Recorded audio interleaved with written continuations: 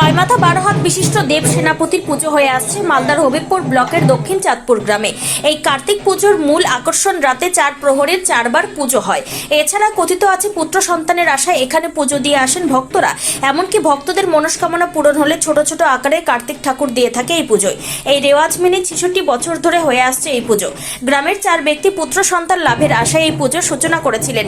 তারপর থেকে নিয়মিত এই পুজো হয়ে আসছে। এখানে কার্তিক ঠাকুর সরানন রূপে পুজো হয়।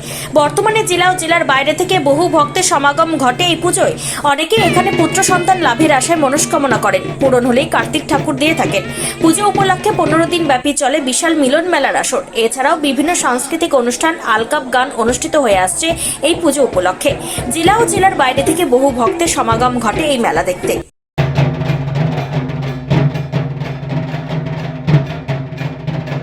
এখানে আমাদের বিগত 66তম বছর ধরে কার্তিক পুজোটা হয়ে আসছে। এখানে অনেক 66 বছর আগে 4 জন মিলে পূজাটা শুরু করে। তখন থেকে পূজাটা কন্টিনিউ আমাদের এখানে হয়ে আসছে। আমাদের এখানে 6 নাইট থেকে শুরু করে 8 নাইট 10 নাইট অবধি যাত্রাপালা গান হয়। 12 হাতের কার্তিক, 6 মাথার কার্তিক।